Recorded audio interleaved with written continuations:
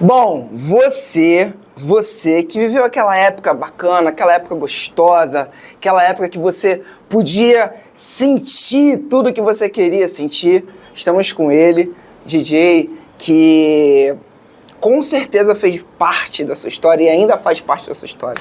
DJ Português, obrigado mais uma vez por você estar aqui. Né, vamos contar um pouco da sua história, né? Vamos contar um pouco das histórias das pessoas que... Né, o Júlio já estava aqui nos bastidores revivendo, os olhos brilhando e tal. Recordar e viver. Pois é, mas ó, vamos à pergunta-chave. Quem é o DJ Português? Então, é uma pergunta que sempre, né, causa a gente aquela saudosismo, né? Um garoto pequeno que veio de Portugal com a família, como toda a família de português, né? Comerciantes, vieram para o Brasil, meus pais eram do interior de Portugal. Que bacana. Vieram para o Brasil com um sonho de criar, né, o seu próprio caminho, sua própria trajetória de vida e tirar a gente da roça, né, assim, do interior e levar para uma grande cidade, né? Eles chegaram na até outro dia capital do Brasil, sim, né? Depois que vai para Brasília. E aí chega numa das maiores cidades do Brasil, Rio de Janeiro, eu muito pequeno. É engraçado que são marcados por datas assim muito especiais no Rio de Janeiro e no Brasil. Minha mãe chega no Rio de Janeiro dia de São Cosme e Damião. Caramba! Dia 27 de setembro. Dia 27 de setembro. E eu nasci no dia de São Jorge. Dia 23 só datas, de abril. Hein? Duas datas. Em Portugal, São Jorge não é muito conhecido. É um santo inglês, né? Por isso que muita gente brinca de St. George, que é São Jorge em inglês, e da Capadócia, sim, que é onde é a cidade que ele é. E aí venho, né, com as referências de Portugal. A música portuguesa até hoje não é uma música totalmente globalizada. Tem cantores, sim, que cantam estilos igual no Brasil de MPB, né? Não MPB brasileira, né? Mas nesse estilo, músicas clássicas, lentas, sim, que são conhecidos, alguns cantores, e o maior deles já não era com essa referência, mas era a música folclórica de Portugal, que é o Roberto Leal, se tornou um dos maiores cantores, e uma música saudosista que é a Amália Rodrigues, que é a maior cantora de Portugal. Alguém pensa em Portugal sobre música, Amália Rodrigues. Esses são os conceitos portugueses. E eu chego no Brasil, que aqui, cada região, Brasil é um continente, né? Cada região, né? Rio de Janeiro. Pô, só no Rio de Janeiro tem, eu acho que, 5 estilos de música. A MPB, a música funk, samba. Calma, ainda vou chegar nesse lado dançante, mas a gente vem para o Tom Jobim, Vinícius. Sim, Vinícius de Moraes, Bossa Nova. Que é a Bossa Nova. Tropicalismo. É o que eu ia falar, o quarteto lá. Músicas, e aí tu vem pro Lulu Santos, Tim Maia, o Tim Maia, né, o soul em raiz, Roberto Carlos, a Jovem Guarda. Jovem Guarda. Isso é só no Rio, hein? A gente só tá falando do Rio. E aí tu conhece o axé, né, que eles lá chamam de pagode, mas a gente conhece aqui como axé, música de micareta. E, porra, tu tem conhecimento disso tudo e fica apaixonado, né, pela música, pela arte, né, pela cultura, e vou me tornando um adolescente, né, e vem aí... Bebendo dessa fonte. Isso, e aí vem o estilo maior de todos, que me fez, na verdade, tornar DJ, como eu estava conversando até com o Julinho, Michael Jackson dá o estalo, mas vem o funk carioca, né, que muda tudo, que traz a favela, a comunidade, né, para as rádios, para a televisão. Isso era 80, 90? 90 já? 92, 94, por ali, que começa aí o funk deixando de ser da periferia, da comunidade, e se torna tocado, como a gente estava conversando, rádio RPC. Opa! Rádio RPC, que era a referência, né, naquela época de uma classe, né, mais elitizada. O pessoal não era da comunidade, mas que a comunidade escutava RPC. Demais. Porque a gente estava até brincando, New Wave, né? Que aí tinha o DJ Memê, aí tinha o espaço do... House Music. tinha o espaço para isso. E aí vem logo o R&B ou o Charme, Corelo, Fernandinho, e vem o funk, naquela época o Marlboro, né, o grande... E aí eu era aquele garoto que, mesmo sendo português da classe de comércio, né, o comércio, o armazém, naquela época era armazém, era quitanda, e hoje em dia já não, é mini mercado, mercadinho, mas na minha época era quitanda, armazém, botequim, birode, e minha família toda nessa, tem que trabalhar, ganhar dinheiro, e eu já tinha o pé ali na arte, né, na cultura. Você já gostava disso? A gente já não vive muito de dinheiro, a gente vive de sonhos, de coisa que vem do coração, né? Quem vive da arte, 90% ou 99% é amor, e 1% é o dinheiro, porque tudo... Né? Senão a gente não se veste, sim, não come, não bebe. Faz parte desse mundo capitalista. Desde pequeno eu venho com esse amor pela arte, pela música, e venho com a briga familiar que peraí, tem que trabalhar, comércio, tem que ganhar dinheiro, tudo é o capitalismo, né? Capitalismo. Tudo gera lucro, que não é ruim. Sim, sim. Mas para quem gosta de arte, quem gosta da música, tu também vive disso, tu sabe que a gente briga eterna. Então... esse é o primeiro, ainda não era o DJ português, esse é o português, que estava querendo entrar para virar o DJ português, querendo viver da música, vamos dizer assim, da arte, da cultura, e é o filho, aí veio o Antônio Fernando, que ainda era uma criança, um garoto, né, um adolescente, um jovem. E como é que foi esse seu primeiro contato ali para se iniciar na música? Como é que foi? Então... Os primeiros contatos foram com bailes, né? Com bailes, a gente estava até brincando, tinha lugares que não era baile, era balada, era festa, era evento, playhouse, você que sabe, bem antigo, assim, eu era garoto, mas como eu aí vem um lado de comerciante, o português, eu era bom de falar, né? E aí eu aprendi que mesmo eu tendo 14 anos, em alguns lugares desses era totalmente proibido, mas com um bom papo, entrando por... Um bom argumento. Todo mundo tá olhando pra lá, conversou com todo mundo, qual é, DJ, o português, tu sabe que tu não pode entrar, não, beleza, aí todo mundo já tava lá dentro, e aí vem esses primeiros passos. Foi uma época que eu morava na freguesia, né? Aqui no Rio, até moro até hoje.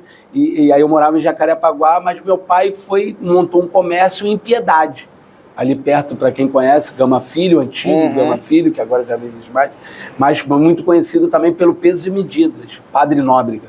E ali eu morava perto de lugares que o Julinho estava conversando comigo, saudosista, ô Julinho? Porque ali é tramela, ali é o Oposição, meu Deus, o Vera Cruz, que era o baile de charme, que aí eu nunca consegui entrar, mas era muito falado, e aí como eu escutava rádio, eu já estudava, porque uma das coisas que eu falo para vocês, o caminho que você almejar, estuda, conhecimento, aprende a futucar, e hoje em dia com o Google é só tu dar um Google. Sim, mas hoje tá mais fácil. Não só com o Google, estuda dali, conversa com pessoas do teu ramo, que é muito bom. E aí, a Spon, Vera Cruz, festa junina maior que tinha naquela época do Rio de Janeiro, Tramela. Em Jacarepaguá tinha a festa o pessoal chamava do Anil, que era Rua I, Rua J, Rua L, minha gente também do Rio de Janeiro todo. Festas de igreja, que é sempre bom, né? No começo a festa de igreja toca as músicas. Tinha Del Castilho? Del Castilho, vou chegar. Calma! Ele tá falando de Del Castilho, ele sabe que lá no Jacarepaguá, quem queria conhecer, o Jacarepaguá não, no Jacarezinho, quem queria conhecer e se enturmar com funk, tinha que ter a jaquetinha do Baitoco. Se tu não tivesse aquela jaquetinha do Cidinho Toca, do Willy Duda, peraí, tu não era funkeiro, tu não era do funk. Tu não era do funk. Ou aquela blusa que a metade era branca e a metade era preta, Baitoco, e a jaquetinha, né? É verdade. Tenho até isso tudo até no meu armário hoje em dia. Que isso? Guardadinho. Alô, Valdir. Valdir, E aí eu morava, eu trabalhava, né, em Piedade, e meu pai também acabou morando, porque como a gente tinha que... Esse translado, né? Jacarepaguá, Piedade. freguesia Piedade, uma hora meu pai falou, peraí, vou pegar uma casa aqui, a gente morava durante a semana lá, e final de semana que ia para Jacarepaguá. E aí eu morava no meio desses lugares. Lá em Jacarepaguá, Apple Dancing Club, Choque Laser, as casas, Manhattan, na Barra. Aí comecei a andar pela Barra, New York, Circus, aí é São Conrado. Na Barra tinha pra garotada Playboyzona Forest.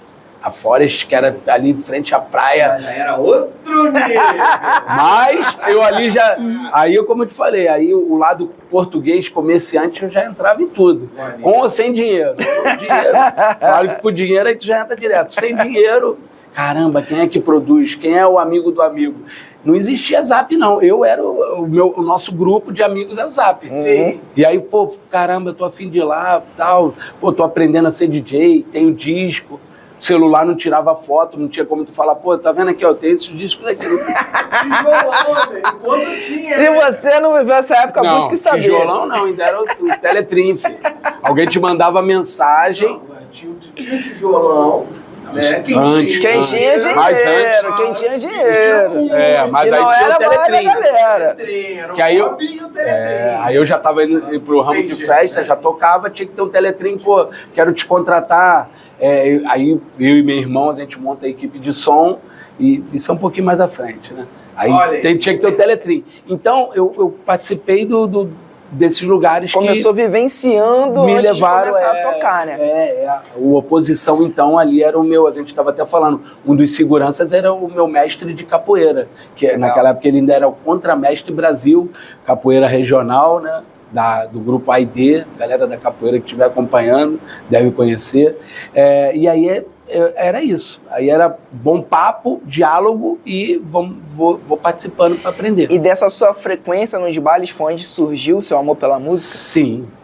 Como eu te falei, já cheguei no Brasil, o amor pela música foi pela cultura. Como eu te falei, tem Tim Maia, tem Lulu Santos, tem Sidney Magal, aquela loucura do cara que dança e a mulherada. Que isso? Aí vem, a gente vê na televisão o Michael Jackson, aí vem, porra, tantos cantores, eu fico até coisa de falar um ou outro. Que vai acabar esquecendo alguém, né? Mas aí vem música lenta, Elis Regina, vem Djavan, vem tantos cantores brasileiros que ali foi o meu primeiro despertar. Minha mãe escutava a rádio lavando roupa e a gente no quarto assim tendo que escutando e falava, caraca, que voz, que música. Tim Maia então uma das grandes, porra. Tim Maia é diferenciado. E aí, como eu estava te falando, ali, depois de adolescente, de curtir os bailes. Sim. E a virada de chave vem em 93, 94, que aí eu como um adolescente meio que já brasileiro, né, um carioca com português, eu venho do futebol, né, não dei muito certo. Mesmo? Você jogou futebol? Joguei futebol, tive a oportunidade de, junto com outros amigos, participar de peneiras de Vasco, Caramba. Flamengo, Fluminense e, por último, o Botafogo, Marechal Hermes, Fluminense Xerém, naquela época já era Xerém, Flamengo na Ilha do Governador e o próprio Vasco também. E no Olaria, a gente meio que treinava no Olaria, e aí quem passava ia São Januário.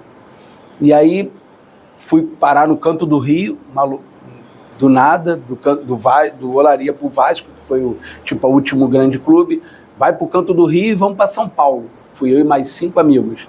Chegamos a morar quase 1 ano em São Paulo. Caramba! Como português, volto pro Rio, cadê o dinheiro? Vocês só gastaram? Minha mãe mandava... Naquela época não tinha Pix, hein, galera? Minha mãe mandava dinheiro pela conta de um amigo, né? Que a mãe dele deu o cartão para ele, aí todo mundo recebia dinheiro por esse cartão dele, no banco.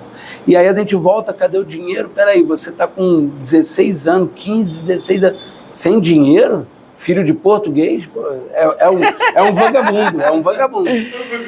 Aí monto, né, alguma coisa para trabalhar. Estava até conversando com vocês, naquela época locadora de videogame, não era locadora de filme, de videogame. E ao mesmo tempo um amigo me convida para fazer parte de um final de semana numa casa de festas. E ali sim vira Foi a sua virada de a chave, né? chave. Ali sim, quando eu entrei na cabine de som, que lá era uma cabine, com um aquário, né, fechadinho, lá do lado de fora a gente via a discoteca, 15 anos, casamentos, festas em gerais, e a gente ficava de lado de dentro. Atrás de mim, uns 800 vinis, 2 MK2 e um aparelho já de CD que estava começando, e embaixo duplo toca-fitas. E ali começa a virada de chave, e o DJ, o Fernando, né, que naquela época eu ainda era... Era Fernando, não era português? Não, Fernando para meus amigos. Português, eu detestava meu apelido. Eu sou o DJ português, que eu era inimigo do apelido. O português era eu. Mas eu queria ser o Fernando, o DJ Fernando, né? E aí, ali sim, eu viro a chave, é isso que eu quero pra minha vida. As pessoas lá do lado de fora dançando. DJ, toca aquela, DJ. Mandava beijo, eu te amo. Eu falei, caraca, filho. Nem no baile funk eu senti aquilo, porque no baile funk era em cima do palco, né? Ou da house mix menor, que eu conversava, às vezes eu subia e tal, para aprender.